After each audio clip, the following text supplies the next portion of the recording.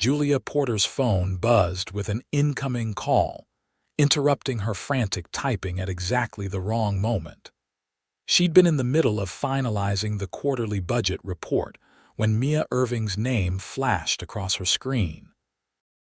Hesitating only briefly, she swiped to answer, wedging the phone between her ear and shoulder as she continued typing. "Julia, please tell me you're free tonight," Mia's voice came through, breathless with excitement. "I need your help with something huge." Julia paused, fingers hovering over her keyboard. She and Mia had been close since college, but their friendship had strengthened considerably over the past few months since Mia had moved back to the city. Define huge. "I've got this report due tomorrow, and my boss is already breathing down my neck. Bigger than work. Trust me." Mia lowered her voice to a conspiratorial whisper. "My brother Vincent is turning 30 in 2 weeks, and I'm planning a surprise party. I need your event planning expertise." Julia's shoulders relaxed slightly. "That actually sounds fun, but why me? Doesn't your family have professional party planners on speed dial or something?" It wasn't an exaggeration. The Irvings were practically royalty in the business world, with assets that made Julia's modest event planning side hustle look like a child's lemonade stand. "Because you're amazing at this stuff. Remember how you transformed that disaster bridal shower for Kaitlyn last year? Pure magic." Mia paused. "Plus, I want this to feel personal, not like some corporate event. Vincent would hate that." Julia had never met Mia's elusive brother. She knew the basics. Vincent Irving, billionaire CEO of Irving Industries after their father's retirement, notorious workaholic, and according to business magazines, one of the most eligible bachelors in the country. He rarely attended the social functions where Julia had met Mia, always seemingly tied up with business overseas. "Fine, I'll help. But you're buying me dinner tonight while we plan," Julia conceded, already mentally rearranging her schedule. "Deal, meet me at Lupo's at 7. "You're the best, Jules." The call ended, and Julia returned to her report, ignoring the small flutter of curiosity about the mysterious Vincent Irving. Little did she know that across town, in a sleek penthouse office overlooking the city skyline, the man himself was in a meeting that would soon intertwine their lives in ways neither could imagine. Vincent Irving leaned back in his leather chair, studying the jewelry designer sitting across from him. "So you're saying it can't be done in 2 weeks?" The designer, a renowned artisan named Alios West, shifted uncomfortably. "I didn't say impossible, Mr. Irving, just challenging. Custom engagement rings usually require at least a month, especially with the specifications you've described." Vincent's expression remained impassive, but those who knew him well would recognize the determination in his eyes. At 30, nearly 30, he had built his father's already successful company into a global empire, tripling its worth in just 5 years through sheer force of will and strategic brilliance. A custom ring was hardly the most difficult deadline he'd faced. "I understand the timeline is tight," he said, his deep voice calm but unyielding. "But I need this ring ready for my birthday. It's the perfect opportunity with my family and close friends gathered. I want to make it special." What Vincent wasn't sharing was that he had yet to meet the woman who would wear this ring. But he had a plan, one that his sister Mia had inadvertently helped set in motion months ago, when she'd shown him photos from her college reunion. One face in particular had caught his attention, compelling him to ask questions that Mia had found oddly specific. Eleanor sighed, recognizing the look of a man who wouldn't take no for an answer. "Very well, Mr. Irving. I'll need some more details about the recipient's preferences, hand size. I've prepared a file," Vincent said, sliding a slim folder across the desk. Everything you need should be in here." The designer raised an eyebrow as she flipped through the pages, noting the meticulous details. "Quite thorough. Have you been planning this for some time?"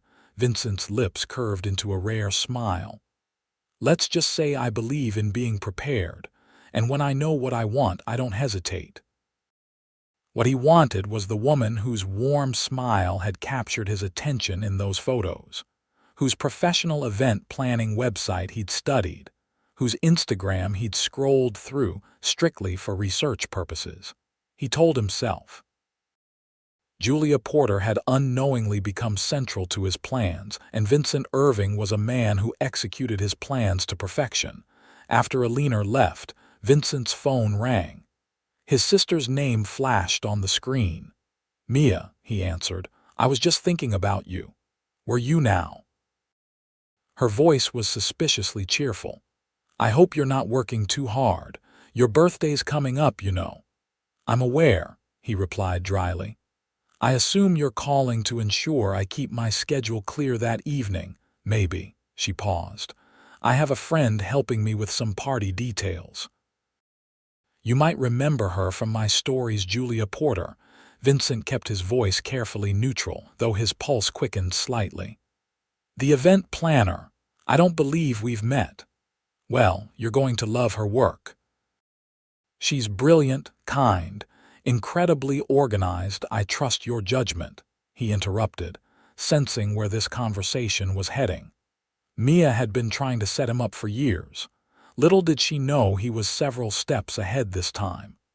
"Just keep your schedule open, big brother. And maybe get a haircut before then." After ending the call, Vincent walked to his floor-to-ceiling windows, gazing out at the city below. Somewhere out there, Julia Porter was going about her day, completely unaware that she was planning a party where he intended to change both their lives forever. The real question was, would she say yes to a man she'd only just met? Vincent smiled to himself. He had always enjoyed a challenge.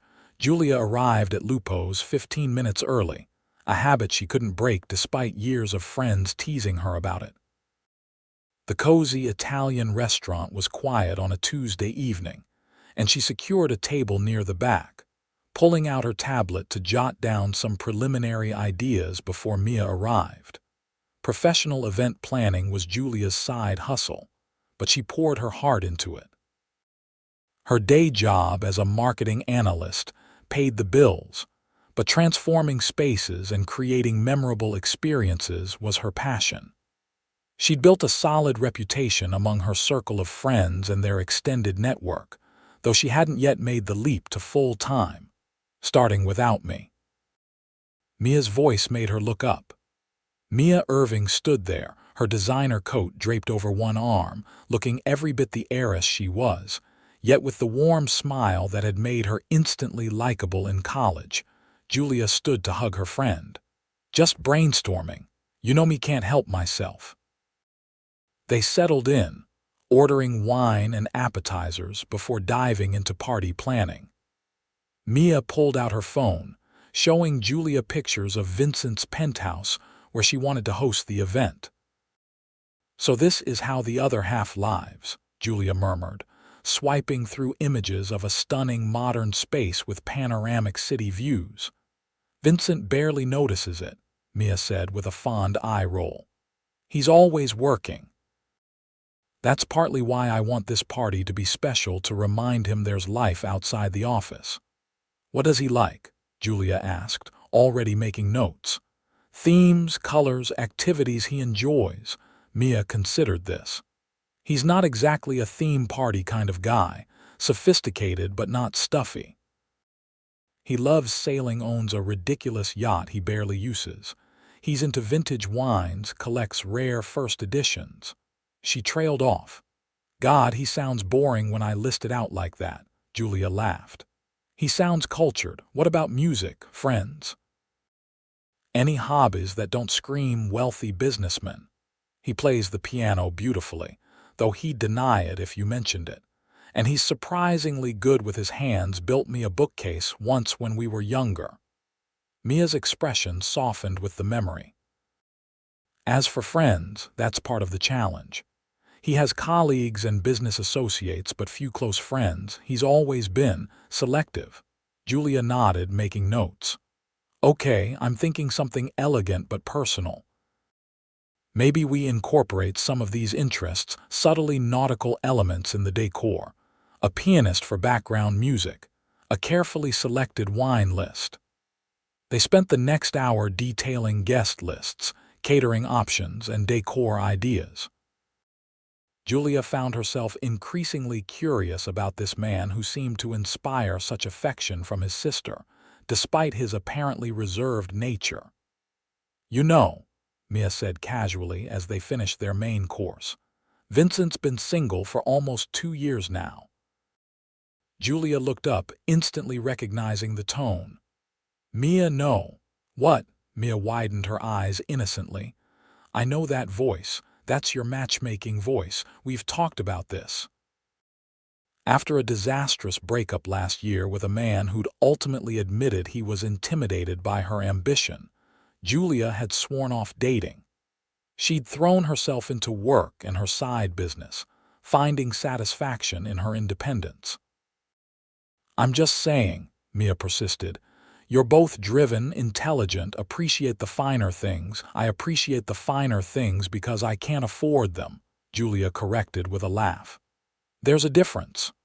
Money isn't everything, Mia said, then winced. I know how that sounds coming from me, but Vincent needs someone real in his life, someone who sees past the Irving name and the bank account. Julia softened her tone. I appreciate the thought, but I'm planning his party, not auditioning to be his girlfriend. Besides, billionaires who look like that. She pointed to a photo of Vincent on Mia's phone, noting his striking features and penetrating gaze. Don't typically go for marketing analysts with student loan debt. You'd be surprised what he goes for, Mia muttered. Anyway, I should warn you that you'll need to meet with him at least once before the party. He's paranoid about security in his building, so you'll need to go over the logistics directly. Julia felt a flutter of nervousness. That's fine, strictly professional. Mia's smile was just a touch too innocent. Of course, strictly professional. As they parted ways after dinner, Julia couldn't help feeling she'd just agreed to more than planning a simple birthday party, but she dismissed the thought, focusing instead on the creative challenge ahead. Vincent Irving was just a client, albeit one she hadn't officially met yet. Nothing more. The following morning found Vincent in his home gym at 5:30 a.m., completing his daily workout routine with the same disciplined approach he applied to every aspect of his life. His personal trainer, Derek, counted off the final set of weighted pull-ups. You're distracted today, Derek observed as Vincent toweled off. Big merger on your mind, Vincent reached for his water bottle. Something like that. In truth, he'd been thinking about the meeting his assistant had scheduled with Julia Porter for later that afternoon. Mia had texted him last night that she'd convinced Julia to meet with him about security details for the party. It was exactly what he'd hoped for, a natural introduction that wouldn't arouse suspicion. After showering and dressing in one of his tailored suits, Vincent reviewed the dossier his personal assistant had compiled on Julia. Professional, thorough research was standard practice before he met with anyone in a business capacity. At least that's what he told himself as he studied her career trajectory. Noting her double major in marketing and design, her rapid promotion at Reynolds Marketing, and the growing success of her side business, Porter Perfect Events.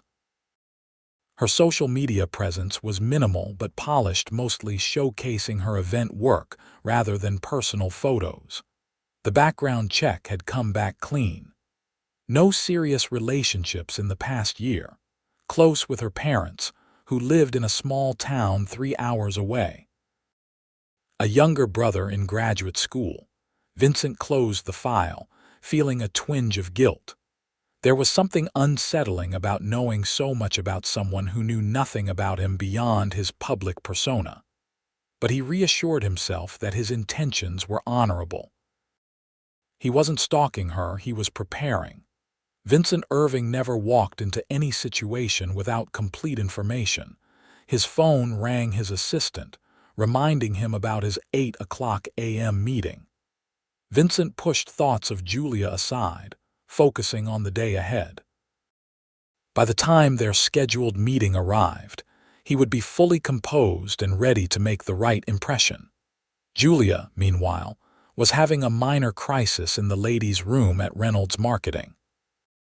Her 3 p.m. meeting with Vincent Irving meant she'd need to leave work early, and she'd spent her lunch break changing into the more professional outfit. She'd brought with her a navy blue dress with a subtle pattern and her best blazer. "You look fine," her coworker Penny assured her as Julia fussed with her hair. "Better than fine. If I didn't know better, I'd think you were going on a date instead of a client meeting." Julia shot her a look. "It's not a date. It's a business meeting with one of the most powerful men in the city about his sister's surprise party, which is also business." "Uh-huh," Penny said, applying her lipstick. "And you always wear your lucky earrings to business meetings." Julia touched the small pearl earrings self-consciously. "They're professional. They're the ones you wore to your interview here and to every important presentation since. They're your I need to impress someone earrings." Penny capped her lipstick. "Just saying. I'm nervous, okay? The Irvings are practically American royalty. One wrong move and my reputation could be toast." Penny squeezed her arm. "You're going to dazzle him with your event planning brilliance, and if he happens to be dazzled by other aspects of Julia Porter in the process, well, there are worse things." Julia rolled her eyes, but couldn't help the nervous flutter in her stomach as she checked the time. She had 30 minutes to get to Irving Industries headquarters, a gleaming skyscraper in the heart of downtown. The lobby of Irving Industries was intimidating in its understated luxury, all clean lines, modern art, and employees moving with purpose. Julia approached the reception desk, giving her name and appointment time. "Miss Porter," the receptionist smiled warmly. "Mr. Irving is expecting you. Martin will escort you up." She gestured to a serious-looking security officer who had materialized beside the desk. The private elevator ride to the top floor was swift and silent. Martin led her through a series of corridors until they reached an elegant reception area where a poised woman in her 40s greeted her. "Miss Porter, welcome. I'm Helen, Mr. Irving's executive assistant. He's just wrapping up a call. May I get you anything while you wait?" "No, thank you," Julia said, taking a seat in one of the plush chairs. She resisted the urge to check her appearance again, instead focusing on the spectacular view of the city visible through the floor-to-ceiling windows. "It's something, isn't it?" A deep voice came from behind her. Julia turned to find herself face-to-face with Vincent Irving himself. The photos hadn't done him justice. Tall and broad-shouldered, he carried himself with the quiet confidence of a man accustomed to command. His dark hair was shorter on the sides but slightly longer on top, giving him a more approachable look than his formal business portraits suggested. But it was his eyes that caught her attention, a striking blue-gray that seemed to assess everything they fell upon. She stood quickly, extending her hand. "Mr. Irving, Julia Porter, thank you for making time to see me." His hand enveloped hers, warm and firm. "Vincent, please, and I should be thanking you for helping Mia with this event." There was a hint of amusement in his voice that suggested he might suspect something about his sister's plans. "Of course," Julia replied smoothly. "Mia mentioned you had some security concerns about hosting at your residence. Let's discuss it in my office," he said, gesturing toward a door. More comfortable there. Vincent's office was spacious yet surprisingly personal, with modern furniture mixed with what appeared to be carefully chosen antiques. A chest set with carved stone pieces sat on a side table. One wall featured framed vintage maps of various harbors around the world. "Mia tells me you're quite talented at transforming spaces," Vincent said as they sat in a seating area near the windows rather than at his imposing desk. "Your portfolio is impressive." Julia blinked in surprise. "You've seen my portfolio." A flicker of something crossed his face. Was it embarrassment? "I always research people I'm doing business with." "Habit." "Of course," Julia nodded, though she wondered when exactly planning his sister's surprise party had become doing business. She opened her tablet, focusing on the task at hand. "I've drafted some initial concepts based on Mia's input. Nothing concrete yet. I wanted to get your security parameters first." For the next 45 minutes, they discussed the logistics of hosting an event in his penthouse. Vincent was thorough and specific about security protocols, guest vetting procedures, and areas of his home that were off-limits. Julia took detailed notes, occasionally suggesting alternatives when his requirements seemed too restrictive. "The catering staff will need more than 20 minutes to set up," she explained patiently when he specified a narrow arrival window. "Unless you want your guests eating straight from delivery containers." To her surprise, he conceded with a small smile. "Fair point. I'll have additional security on hand during the extended setup period."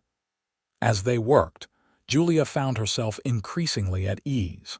Despite his intimidating reputation and obvious wealth, Vincent was straightforward and logical in his approach.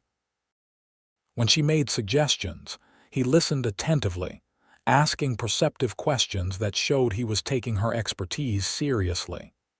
"Mia mentioned you do this as a side business," he said as their meeting wound down. "Why haven't you pursued it full-time? Your talent is evident." Julia hesitated, unused to discussing her professional aspirations with clients. "Financial stability, mainly. Building a business takes capital and time.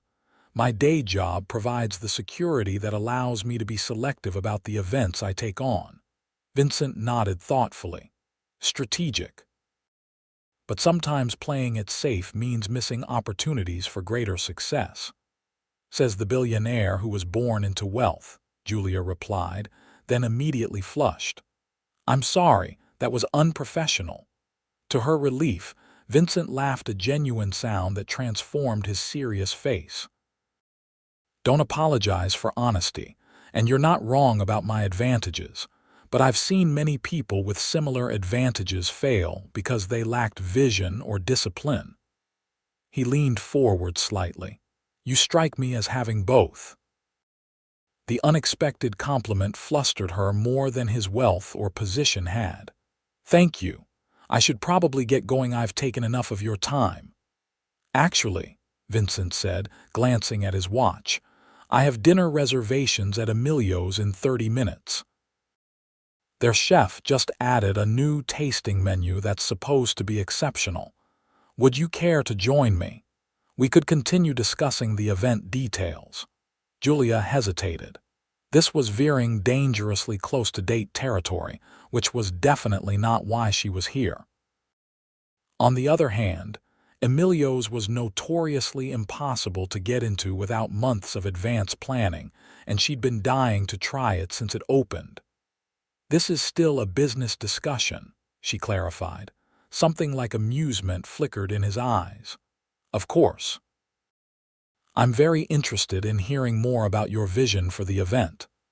"Then I'd be happy to continue our meeting over dinner," she said professionally, though her heart rate had inexplicably accelerated. "Excellent." Vincent stood, reaching for his suit jacket. "We can take my car." As they rode the private elevator down to the parking garage, Julia sent a quick text to Mia.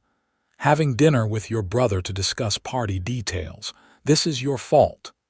The response came seconds later. "OMG. Details later." Party 2. Julia tucked her phone away, stealing a glance at Vincent's profile as he checked something on his own device.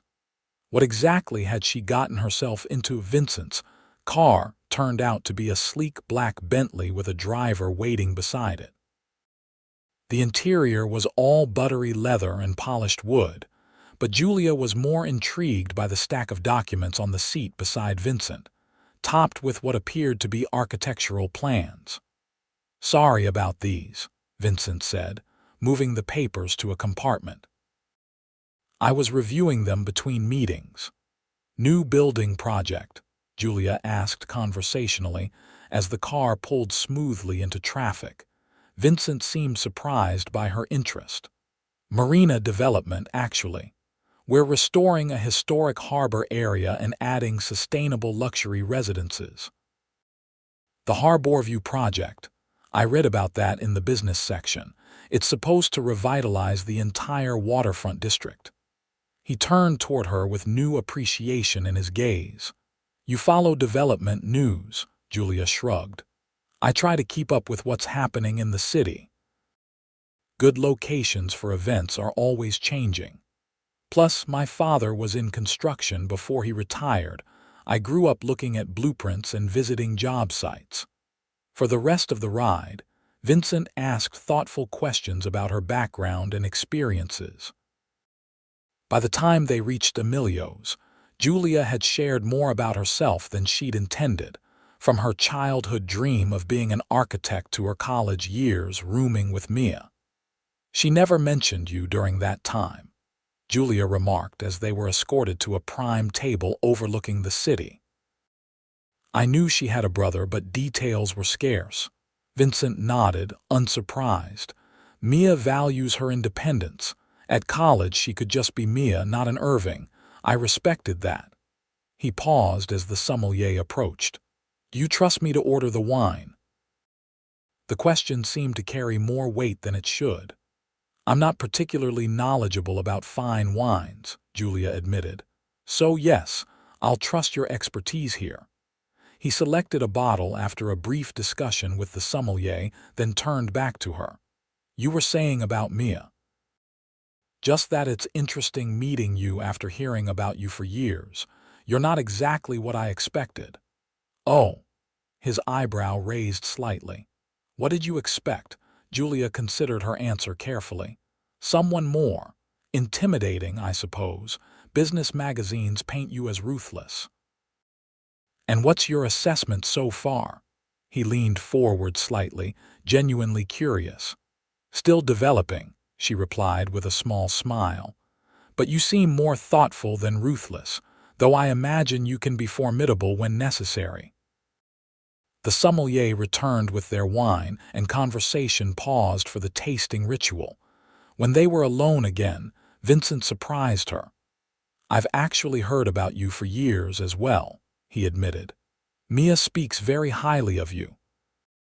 Says you were one of the few genuine friendships she made at university." "That's nice to hear," Julia said, touched. "She's special, which is why I want her brother's birthday to be perfect, even if he might suspect something." She gave him a pointed look. Vincent's lips quirked upward. "I suspect my sister is planning something, yes. She's many wonderful things, but subtle isn't one of them. Will you at least pretend to be surprised? For Mia, of course." The chef's tasting menu was a parade of exquisite small plates, each more inventive than the last. Between courses, they discussed the party, but the conversation repeatedly drifted to other topics: books they'd both read, places they'd traveled, even a friendly debate about whether sailing or hiking was the superior outdoor activity. "You can't possibly compare them," Julia argued, gesturing with her fork. "One requires a small fortune in equipment and access to water, while the other requires only sturdy shoes and the ability to walk uphill," Vincent finished, looking amused. "Yet sailing offers perspectives you can never get on land. There's nothing like watching a coastline from the water, seeing how the landscape was meant to be viewed." "I wouldn't know," Julia admitted. "I've never been sailing." Vincent looked genuinely shocked. Never, not even on a small boat. Does a rowboat on a lake at summer camp count? Absolutely not.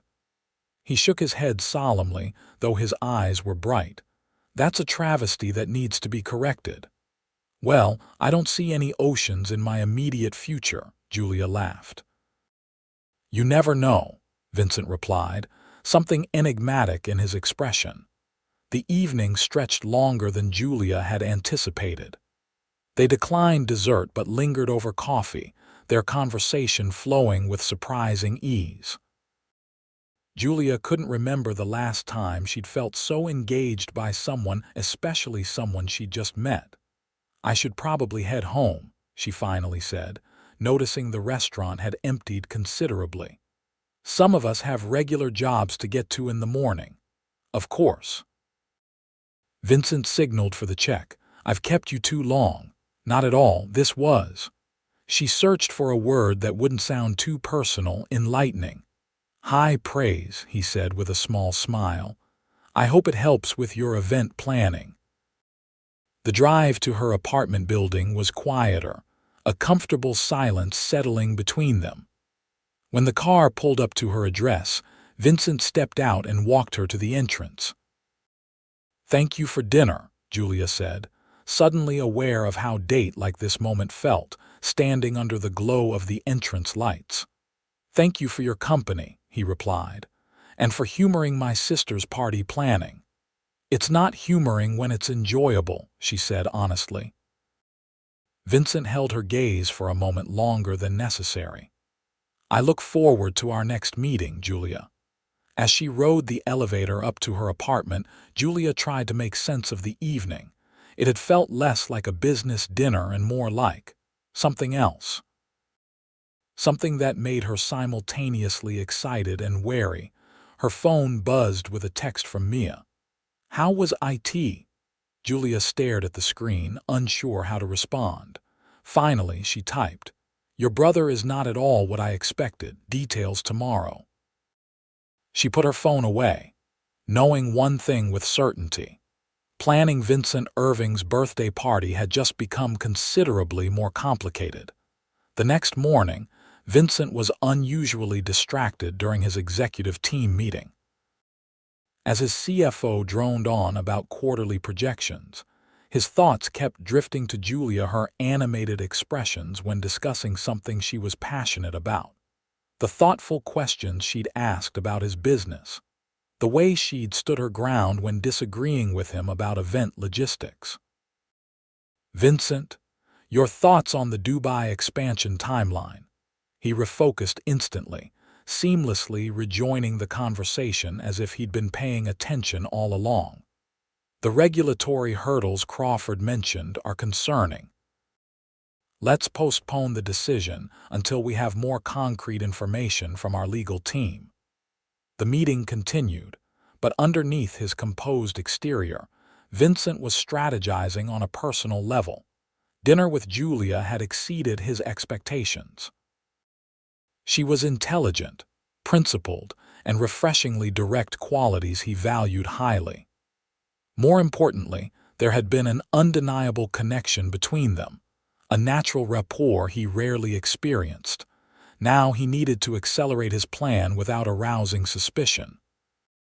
The birthday party provided the perfect cover for additional meetings, but he wanted more meaningful interaction before then. After the meeting concluded, he texted Mia. Need your help with something. Lunch today. Mia's response was immediate. Suspicious timing, big brother. But yes. 12:30 at Astor's. Vincent smiled to himself. His sister knew him too well. Across town, Julia was having lunch with Penny in the small park near their office building, filling her in on the unexpected dinner with Vincent Irving. So let me get this straight, Penny said, unwrapping her sandwich. You had a private dinner with one of the richest bachelors in the city, at an impossible-to-get-into restaurant, and you're trying to tell me it was strictly business, Julia sighed. It started as business. Then it just evolved into a regular conversation. Regular conversations don't happen with billionaires over $100 wine, Penny pointed out. He's interested in you. He's Mia's brother and a client, Julia countered, and way out of my league, in case you've forgotten the minor detail of his massive wealth and societal position. Leagues are for sports, not relationships. Besides, you said yourself he was easy to talk to, not at all the cold businessman the media portrays. Julia picked at her salad. That's what worries me. I actually enjoyed his company a lot. She looked up at Penny. But getting involved with a client is unprofessional. And getting involved with someone like him is just asking for heartbreak. Because men like Vincent Irving date supermodels and socialites, not marketing analysts who plan parties on the side. Penny gave her a long look. You know who you sound like right now, Jeremy. Julia flinched at the mention of her ex. That's not fair, isn't it? He was the one always saying you were too ambitious, reaching too high. Now you're doing it to yourself. Penny leaned forward. What if Vincent Irving sees something in you that you're not giving yourself credit for? Before Julia could respond, her phone rang with Mia's ringtone. Speaking of Irvings, she muttered, answering the call. Hey, Mia. Jules, I need a favor, Mia said, her voice bright. Can you meet me at the venue tomorrow evening? The lighting company needs direction and I'm stuck in meetings all day. The venue? You mean your brother's penthouse? Yes, Vincent said he'd be there to let you in around 6. Pretty please. I'd ask someone else, but you're the only one who knows what we're planning. Julia hesitated, suspicion flaring. This isn't some elaborate setup, is it? What? No, though I am dying to hear about your dinner last night. Mia's voice turned teasing. Vincent was unusually cheerful this morning. It was a business dinner, Julia insisted. We discussed the party. For 3 hours. Anyway, tomorrow at 6, you'd be saving my life. Julia sighed, knowing resistance was futile. Fine. Text me the address details. After ending the call, she looked at Penny, who was smirking knowingly. Not a word, Julia warned. Didn't say anything, Penny replied innocently. But maybe wear those sapphire earrings tomorrow. They bring out your eyes. Julia threw a grape at her, but made a mental note about the earrings anyway. The following evening found Julia standing outside an exclusive high-rise in the wealthiest part of the city. The doorman, apparently expecting her, escorted her to a private elevator that required a key card for access to the penthouse levels. Mr. Irving is expecting you, Miss Porter, he said, swiping his card and pressing the button for the top floor. The elevator ascended swiftly and silently. When the doors opened, Julia stepped directly into a breathtaking foyer. The penthouse was even more impressive than the photos Mia had shown her. Soaring ceilings, walls of glass showcasing panoramic city views, and an open floor plan that somehow managed to feel both grand and inviting. Julia. Vincent appeared from what looked like a home office, dressed more casually than she'd seen him before, in dark jeans and a light blue button-down shirt with the sleeves rolled up. The less formal attire somehow made him more attractive rather than less. Good evening, she replied, aiming for professional composure. Mia mentioned someone from the lighting company would be meeting us. A flicker of confusion crossed Vincent's face, quickly replaced by understanding. There's been a miscommunication. The lighting consultation is next week. Mia must have confused the dates. Julia narrowed her eyes slightly. Did she now? Vincent's lips twitched. My sister can be disorganized at times. Or meddlesome, Julia suggested. This time he did smile, a full one that transformed his face. That too. Since you're here, would you like a tour? It might help with your planning. Julia considered leaving. This felt suspiciously like Mia's matchmaking, but her professional side couldn't pass up the opportunity to see the space properly. That would be helpful, thank you. Vincent led her through the penthouse, which was even larger than she'd initially thought. The main living area flowed into a gourmet kitchen with top-of-the-line everything, then to a formal dining room that could easily seat 20. Floor-to-ceiling windows throughout provided stunning views from every angle.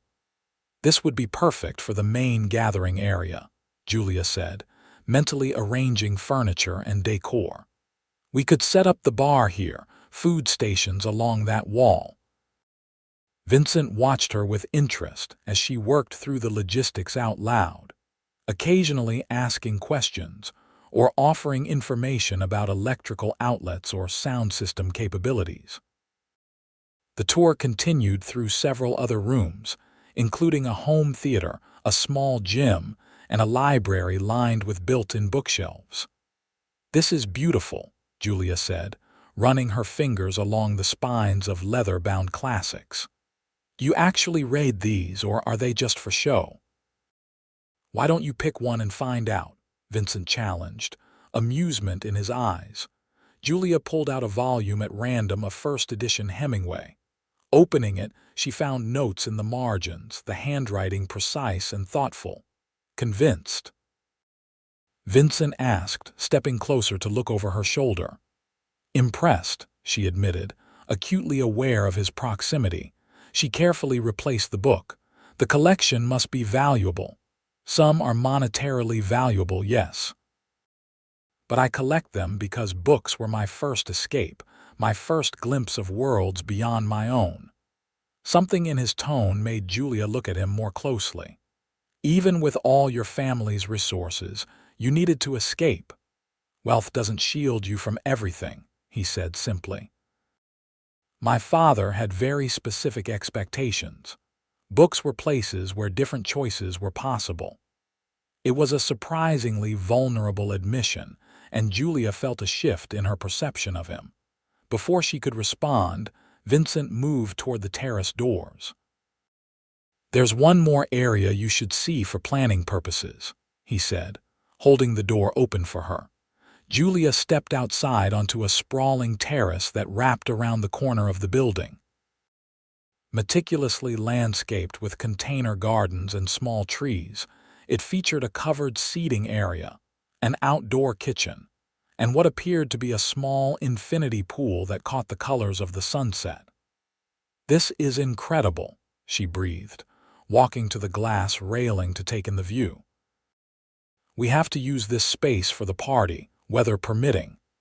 "It's my favorite part of the penthouse," Vincent admitted, coming to stand beside her. "I come out here in the morning sometimes before the day begins." They stood in companionable silence for a moment, watching as the city lights began to twinkle in the gathering dusk. "I'm curious," Vincent said finally, turning to face her. "What made you agree to plan this party? Mia mentioned you're quite selective about the events you take on." Julia considered her answer. "Mia's my friend, and she speaks about you with such affection.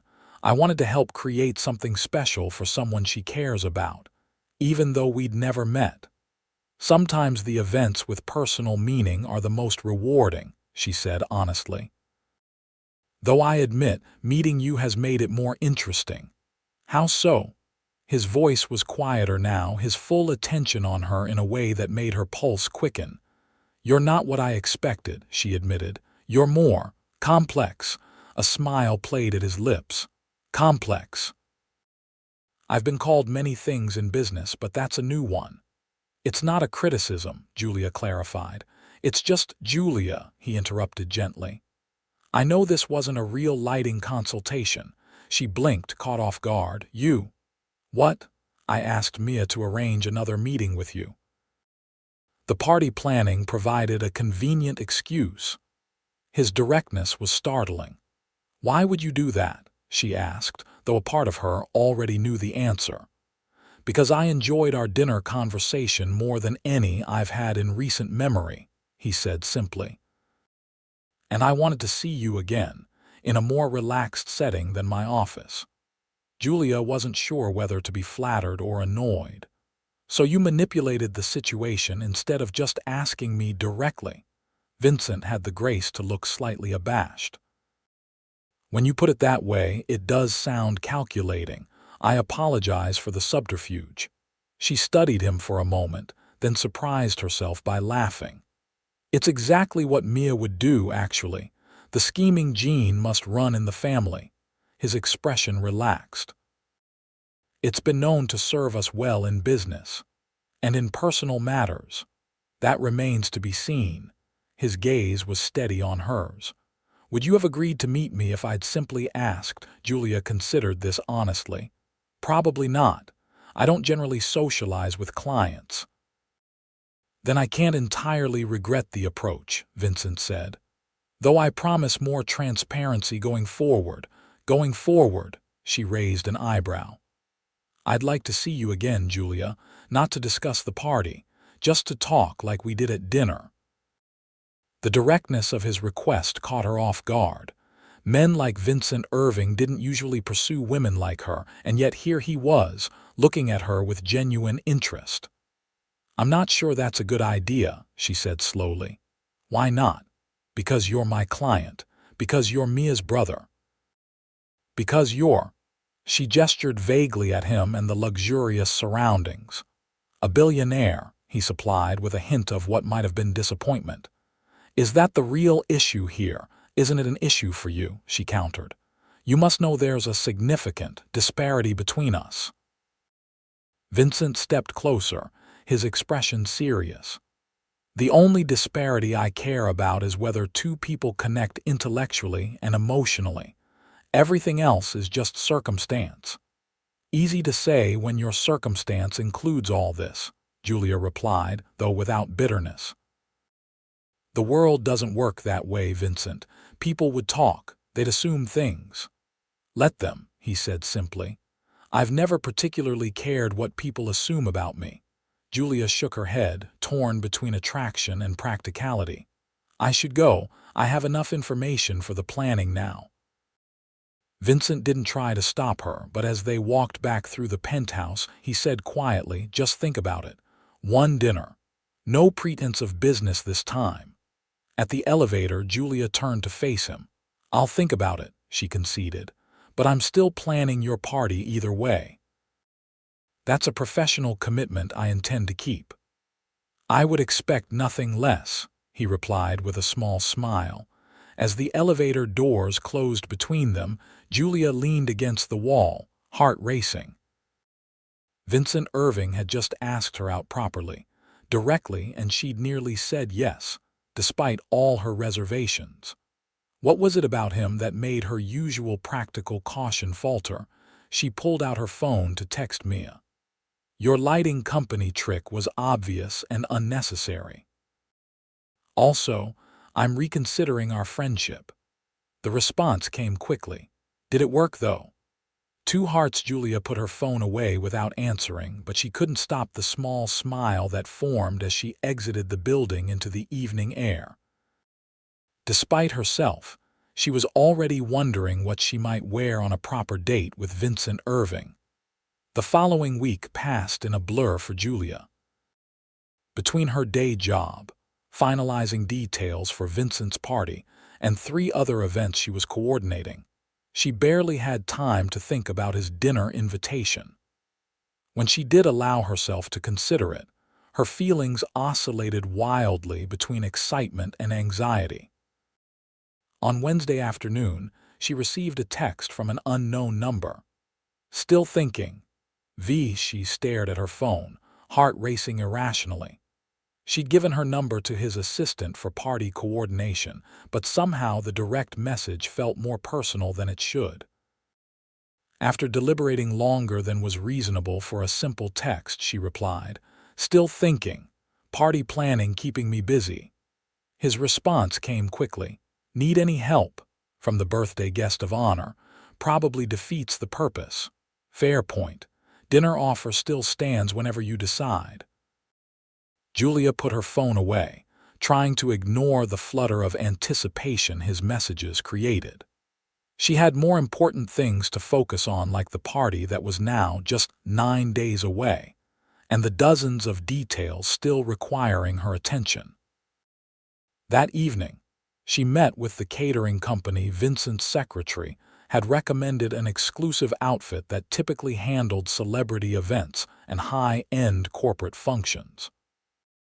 The head chef, Marco, listened attentively as Julia outlined the sophisticated but intimate atmosphere they were aiming for.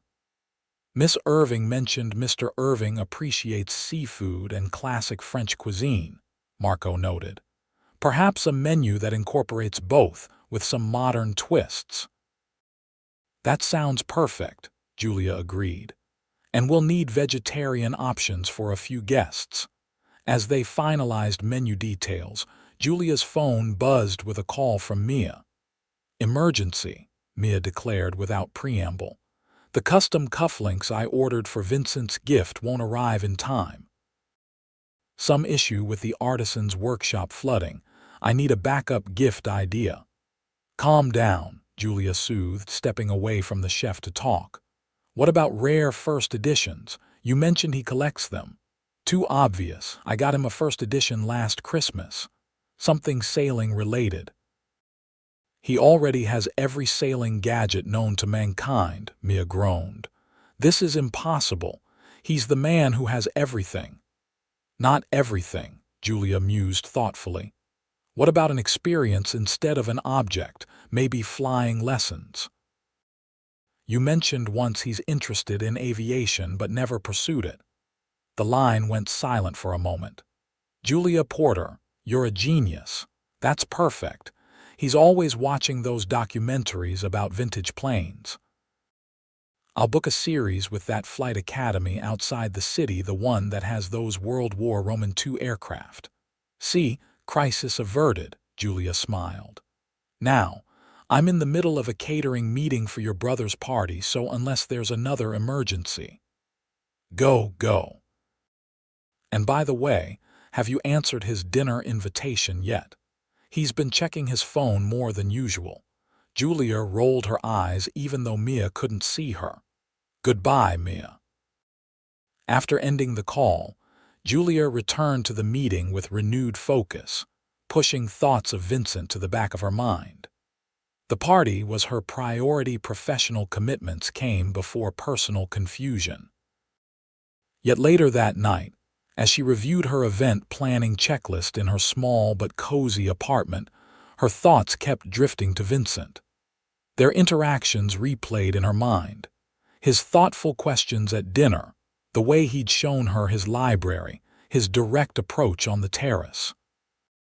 Against her better judgment, she picked up her phone and typed, "Yes." She hit send before she could overthink it, then immediately felt a rush of both panic and exhilaration. Her phone buzzed almost instantly with his reply. Friday, 7 p.m. I'll pick you up. She took a deep breath and typed, Friday works, but I can meet you there wherever there is. I'd prefer to pick you up. Old-fashioned that way. Julia smiled despite herself. Fine, 7 p.m. Friday. She set her phone down, her heart racing with a mixture of anticipation and trepidation. She had just agreed to a date with Vincent Irving. Whatever happened next would certainly be interesting. Friday evening arrived all too quickly. Julia had changed outfits 3 times before settling on a deep green dress that Penny had insisted looked like it was made for her. It was more elegant than she'd normally wear for a first date, but dating a billionaire seemed to call for an upgrade from her usual style. At precisely 7 o'clock p.m., her building's security phone buzzed. "Miss Porter, there's a Mr. Irving here for you," the doorman announced. "I'll be right down," she replied, grabbing her clutch and taking one last glance in the mirror. Her makeup was subtle but flawless, her hair falling in soft waves around her shoulders. Whatever happened tonight, at least she looked her best. Vincent was waiting in the lobby, looking devastatingly handsome in a charcoal suit with no tie, the top button of his shirt undone in a way that somehow made him appear both relaxed and sophisticated. His eyes brightened visibly when he saw her. "You look beautiful," he said simply. Thank you, she replied, feeling oddly shy despite her usual confidence. You clean up pretty well yourself. He smiled at that. Ready. The car's outside. The same Bentley from their previous outing waited at the curb, but this time Vincent opened the door himself rather than relying on the driver. Where are we going? She asked as they pulled away from the curb. Somewhere a bit unusual, he replied cryptically. I hope you're open to surprises. Julia raised an eyebrow. That depends entirely on the surprise. Vincent laughed. Fair enough. It's a restaurant, but not one you'd find in conventional guides. The chef is a friend he only opens to the public 3 nights a week. The rest of the time, it's by invitation only. Sounds exclusive, Julia commented, wondering if their entire relationship would be navigating his world of privilege and access. As if reading her thoughts, Vincent added, It's not about exclusivity. Stefan believes cooking is an art that should be experienced in the right context, without the pressure of turning tables or catering to trends. He creates what inspires him and shares it with people who appreciate the experience.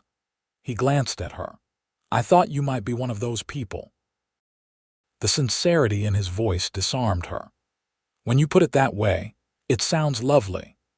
The car turned into a neighborhood Julia didn't immediately recognize, not the upscale restaurant district, but not quite industrial either. They stopped before a nondescript building with only a small bronze plaque beside the door. Terroir. Inside, the space was surprisingly intimate, perhaps 15 tables total, arranged with ample space between them. The decor was understated elegance. Exposed brick walls, warm lighting from iron chandeliers, and simple but beautiful table settings. A man with salt and pepper hair approached them immediately.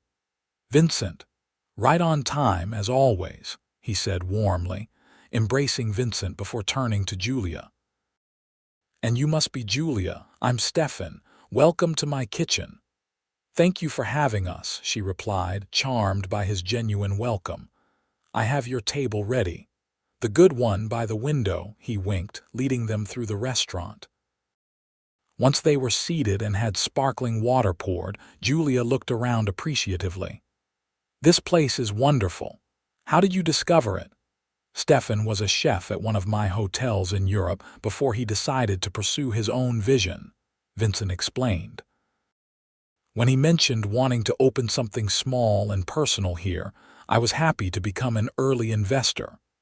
You own hotels? Julia asked, realizing how little she actually knew about his business empire. Vincent nodded. Among other things. Irving Industries has diversified over the years from my grandfather's original shipping business. Real estate, hospitality, sustainable energy. And you oversee all of it. I have excellent executive teams, he said modestly.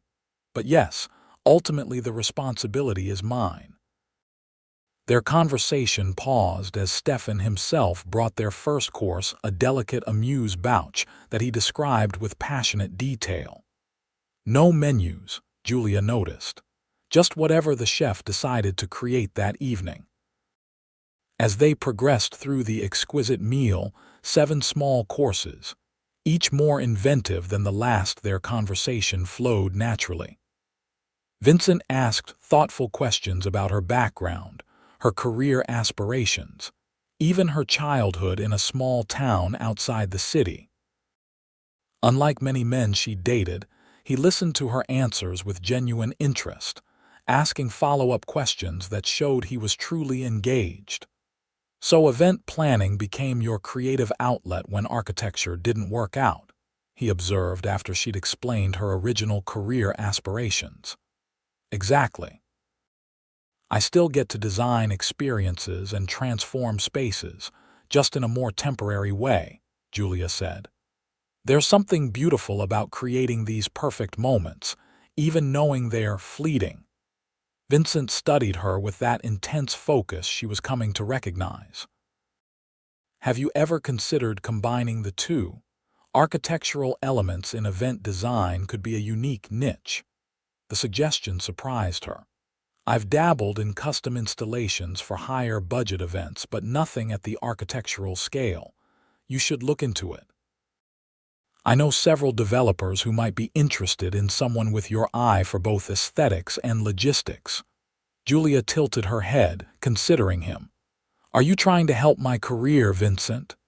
Is that so surprising? A little, she admitted. Most men I've dated have been intimidated by my ambition, not encouraging it. His expression darkened slightly. Then you've been dating the wrong men. The simple statement hung between them, charged with meaning. Julia took a sip of her wine, gathering her thoughts. Maybe I have, she acknowledged quietly. But that raises another question. Why me, Vincent? You must meet accomplished, beautiful women all the time. I do, he agreed straightforwardly. And many of them are primarily interested in what I represent, not who I am. You're different. How can you be sure? We've only just met. You challenged me about the catering timeline, he said with a small smile. Most people don't disagree with me, especially when they first meet me. You stood your ground because you knew you were right, not to impress or confront me. Julia laughed softly. That's your evidence. My stubbornness about canapé service, among other things, he replied. The way you light up when you talk about your work. How you remember details about Mia that even I might have forgotten.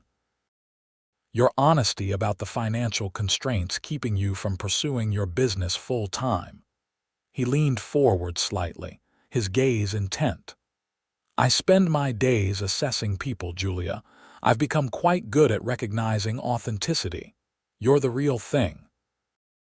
The sincerity in his voice made her breath catch. Before she could formulate a response, Stefan appeared with their dessert, a deconstructed chocolate creation that he described with obvious pride. As they savored the final course, their conversation shifted to lighter topics. Books they'd both read, travels they'd enjoyed, even a shared appreciation for old jazz recordings that surprised them both. My father collected vinyl, Julia explained. Sunday mornings were always Coltrane or Davis or Ellington. It's still my comfort music. I have a similar association, Vincent nodded. My mother played jazz when she painted. It's one of my clearest memories of her. Julia noticed the past tense. Is she? She passed when I was 14. Cancer. His tone was matter-of-fact, but Julia sensed the old pain beneath. I'm sorry, she said simply. That must have been difficult. Vincent nodded once, acknowledging her sympathy without dwelling on it. It changed our family dynamic significantly. My father became more focused on the business, on preparing me to take over eventually. Mia and I became closer, looking out for each other. Julia understood better now why Mia spoke of her brother with such affection, why she was so determined to make his birthday special. They'd formed a unit when facing loss, a bond that had clearly endured. As the evening concluded and they stepped outside, Julia realized with surprise that nearly 3 hours had passed. The night air was cool but pleasant, stars visible despite the city lights. Would you like to walk for a bit? Vincent asked. There's a small park just down the block. The suggestion was so normal, so unlike what she'd expected from dating a billionaire that Julia smiled. I'd like that. They strolled side by side, close but not quite touching, their conversation continuing easily. When they reached the park, really just a small urban green space with benches and flowering trees, Vincent guided them along a winding path lit by old-fashioned lamp posts. Thank you for saying yes, he said after a comfortable silence. I've enjoyed this evening more than I can express. So have I, Julia admitted. Much more than I expected to, honestly. Vincent stopped walking, turning to face her. Does that mean you might consider saying yes again? Perhaps to something a bit more adventurous next time? Adventurous, she echoed, intrigued despite herself. What did you have in mind? That's for me to plan and you to discover, he replied with a hint of mischief that transformed his usually serious face. That sounds suspiciously like something Mia would say, Julia observed. Where do you think she gets it from? Vincent's smile was warm in the dim light. His hand moved slightly, his fingers just brushing hers a question, not a demand. Julia answered by intertwining her fingers with his, surprised by how natural it felt. I'd like to see you again, she said softly. Though I should warn you the party planning is about to enter crunch time, my availability will be limited. I'm willing to work with your schedule, he assured her. Then, more seriously, Julia, I want to be clear about something. I know we met because of Mia's party, but that's not why I'm interested in you. Whatever happens between us is separate from that professional arrangement. His directness was refreshing. I appreciate that, and I promise that your party will be perfect regardless of whatever this becomes. They walked back toward the restaurant where the car was waiting, still hand in hand. At her building later, Vincent walked her to the entrance. May I? He asked softly, his intention clear in his eyes. Julia nodded, her heart racing as he leaned in. The kiss was gentle but deliberate, his hand lightly cupping her face. It was brief, appropriate for a first date, but charged with promise. When they broke apart, Julia felt slightly breathless. Good night, Julia, he said, his voice lower than before. Good night, Vincent. As she rode the elevator up to her apartment, Julia touched her lips lightly, still feeling the impression of his kiss. She was falling for Vincent Irving, despite all her practical reservations. The question now was how quickly and how far. The days leading up to Vincent's birthday party flew by in a whirlwind of activity. Julia coordinated with vendors, finalized decorations that nodded subtly to Vincent's interests without being themed, and rehearsed the timing with Mia at least a dozen times. Meanwhile, she and Vincent managed to see each other twice more, once for the promised adventure. A helicopter ride to a secluded restaurant on the coast, where Vincent personally taught her the basics of sailing on a small craft he kept docked there, and once for a quiet evening at her apartment where she cooked him dinner.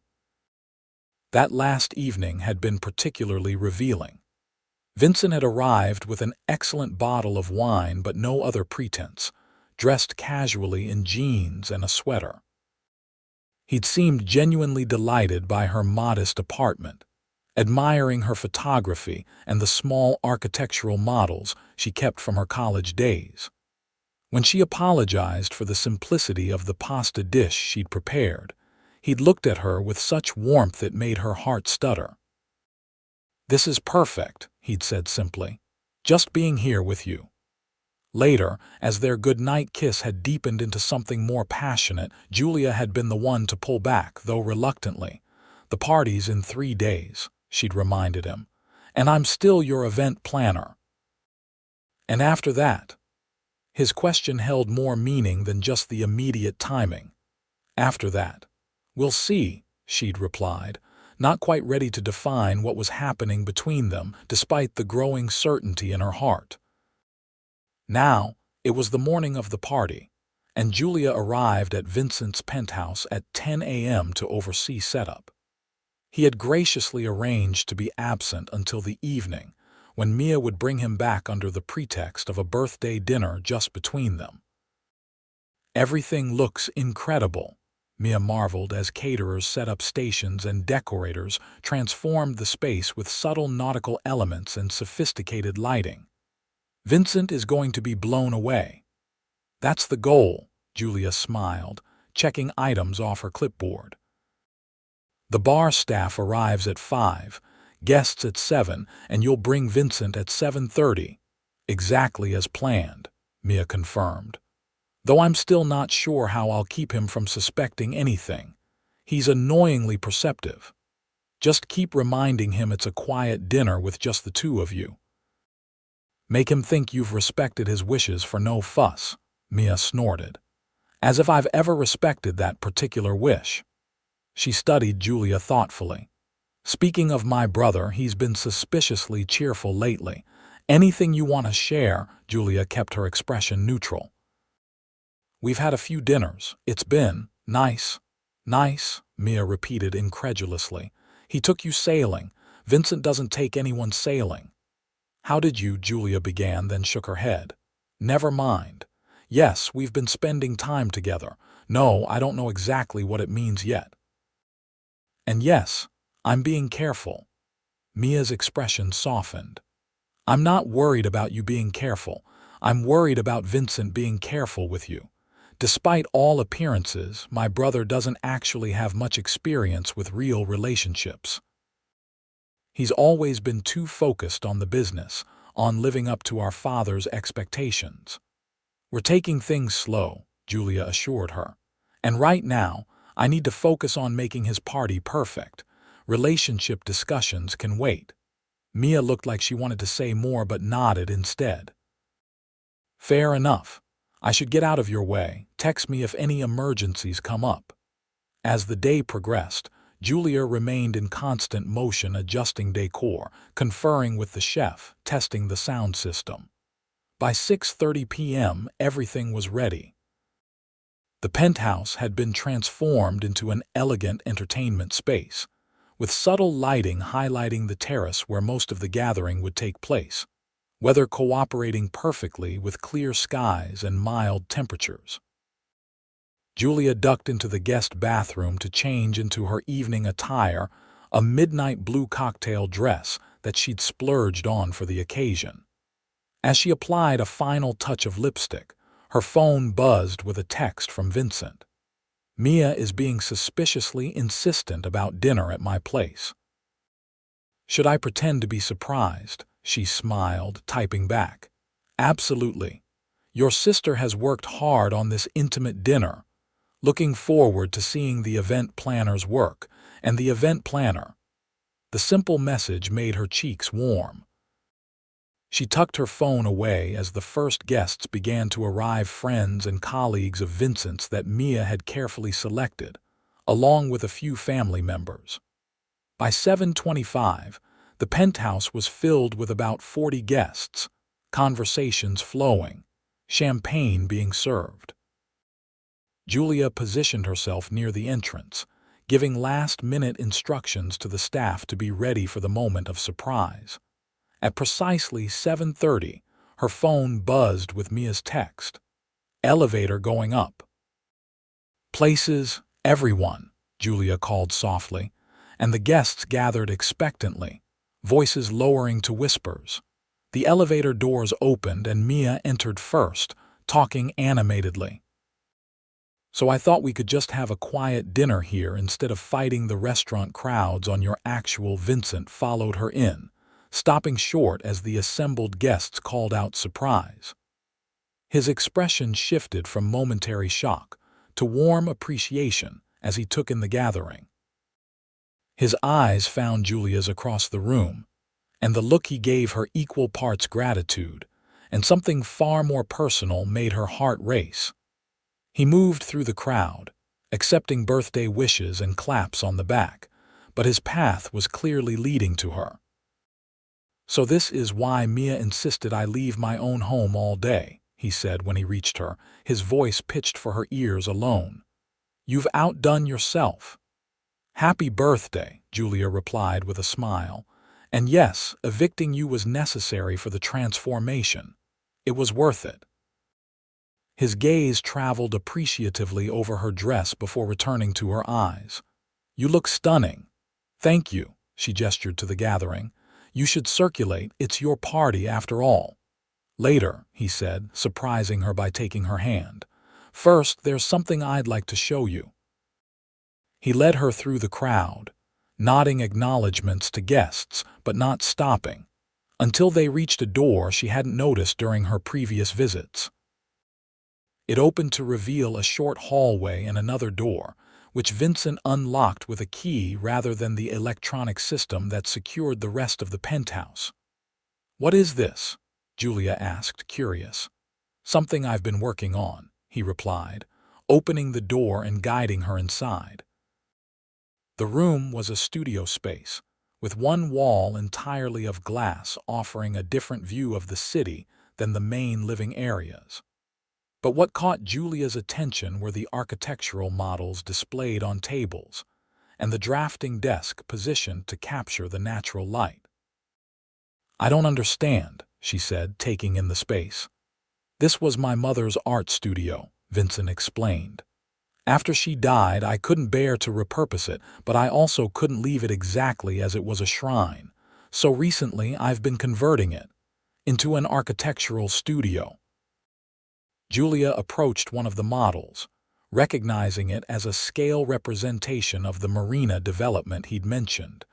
Vincent stood beside her, watching her reaction. "My mother believed spaces should be designed to inspire the people who inhabit them. It's why she was so involved in the hotel designs, insisting on elements that other investors thought unnecessary." He touched the model lightly. "I've been thinking about what you said about architecture being your first love, about creating experiences through space. It made me remember how I used to sketch buildings as a child, how my mother encouraged it." Julia looked at him, beginning to understand. "You're interested in architecture?" "I studied it briefly in college before my father insisted on business and finance," he admitted.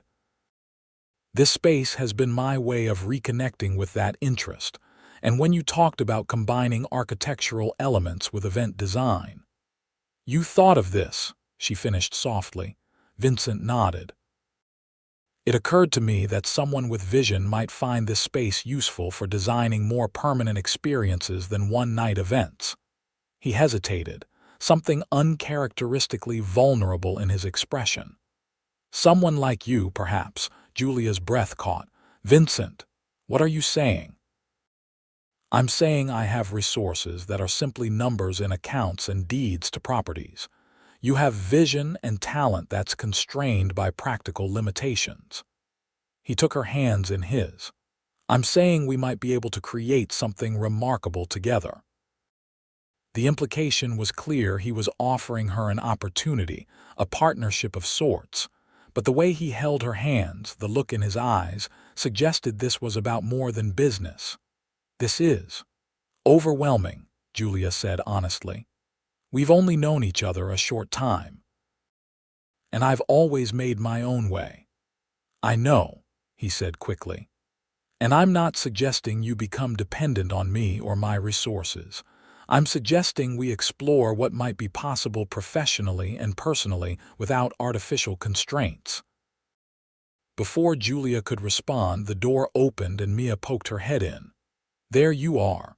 People are asking for the guest of honor," and she stopped, taking in the scene and their clasped hands. "Oh, sorry to interrupt, but—" "Cake time," Vincent nodded, not releasing Julia's hand. "We'll be right there." When Mia retreated, closing the door behind her, Vincent turned back to Julia. "We should rejoin the party, but Julia, think about it, about us." The sincerity in his voice, the openness of his expression made any hesitation she felt seem insignificant. She reached up, touching his face lightly. "I don't need to think about us," she said softly. "That part I'm sure about, the rest we can figure out together." The smile that broke across Vincent's face was radiant. He leaned down, kissing her with a tenderness that made her heart swell. When they separated, he kept her close, his forehead resting against hers. "Best birthday ever," he murmured. Julia laughed softly. "You haven't even had cake yet." "I have something better," he replied, his eyes never leaving hers. They rejoined the party hand in hand, a fact not lost on Mia, who looked between them with barely contained glee. The cake was brought out, candles lit, the traditional song sung.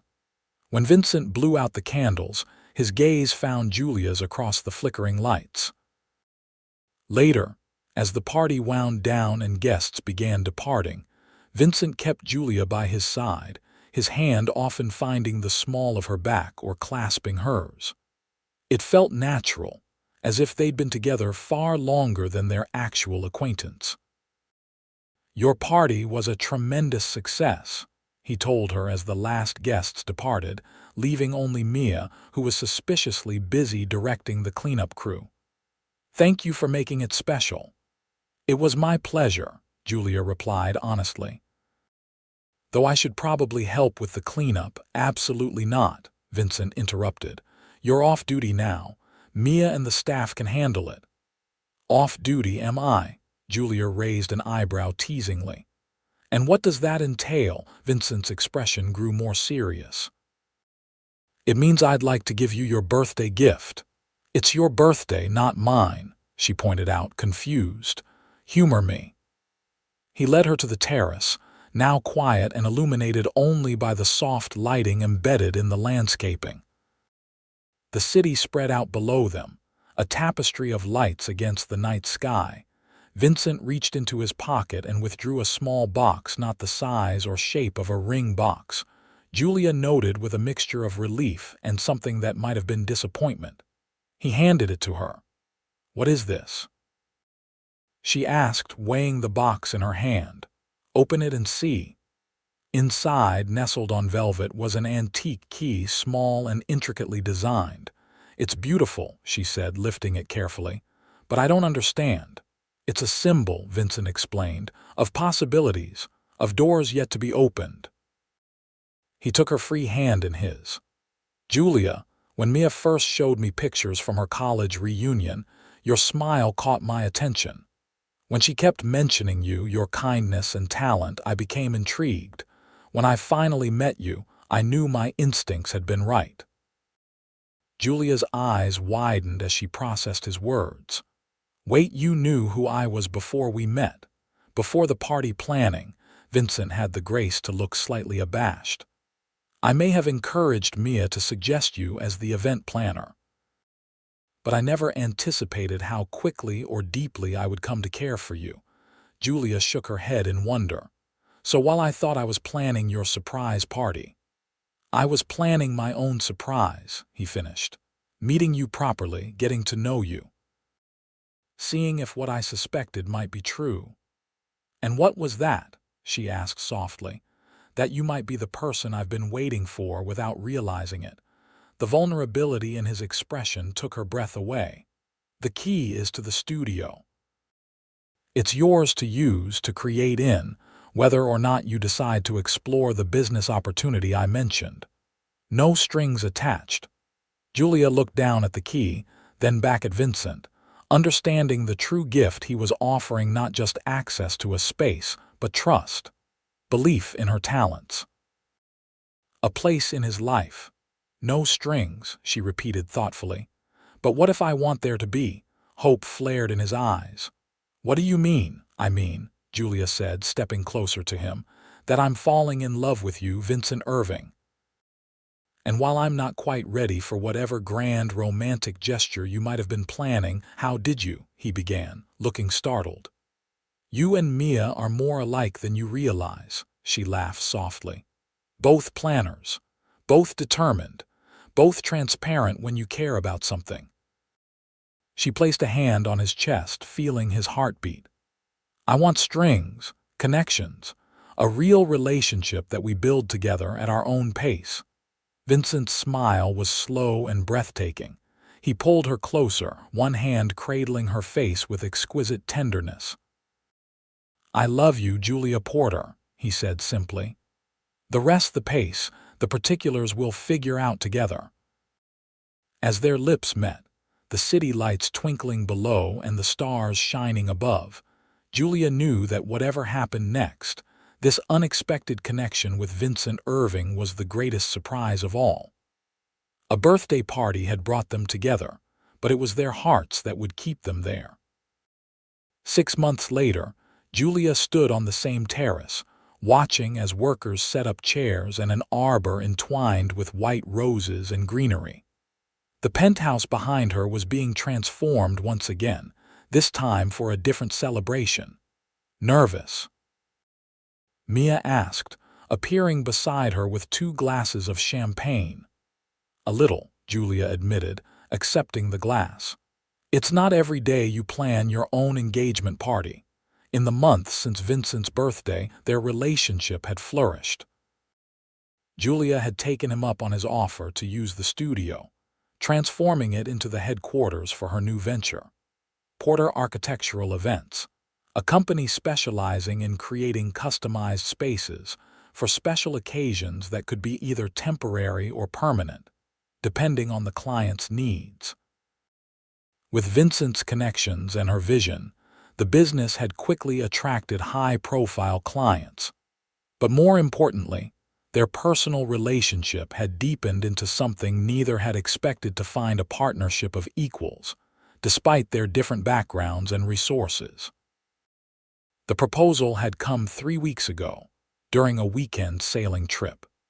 Vincent had waited until sunset, the boat gently rocking on the waves, to present her with a ring he'd had designed specifically for her, elegant, yet understated, with a vintage sapphire that had once belonged to his grandmother.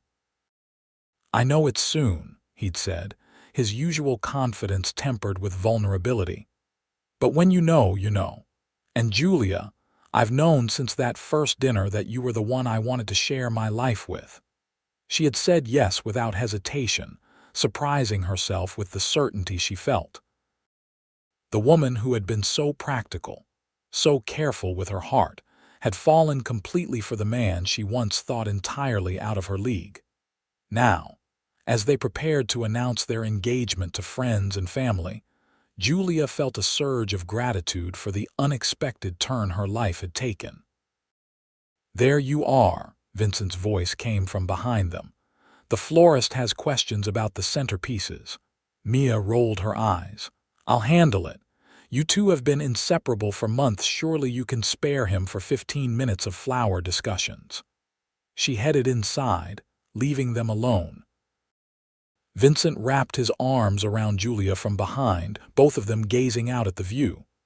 "Having second thoughts," he murmured against her hair. "About marrying you. Not a chance," she replied, leaning back against his chest. "Though I am still getting used to the idea of planning our wedding after this. It's a lot of pressure when event planning is literally your job." Vincent chuckled, the sound rumbling pleasantly against her back. "We could always elope." "Your sister would never forgive us," Julia pointed out. "Besides, I want to celebrate properly with everyone we love." "Speaking of love," Vincent said, turning her in his arms to face him, "have I mentioned today how much I adore you?" "Only twice," she teased. "You're slacking." His expression grew more serious, his hands framing her face with infinite tenderness. "I love you, Julia Porter, more than I thought possible." "Soon to be Julia Irving," she reminded him with a smile. "And I love you too, more every day." As his lips met hers in a kiss that still made her heart race, Julia reflected on the strange, wonderful path that had led them here. She had come into Vincent's life to plan a surprise party for his 30th birthday, completely unaware that he had already set in motion plans of his own plans that would lead to this moment, to a future together neither of them could have imagined. "Sometimes," she thought as Vincent deepened the kiss, "the most beautiful surprises were the ones you never saw coming."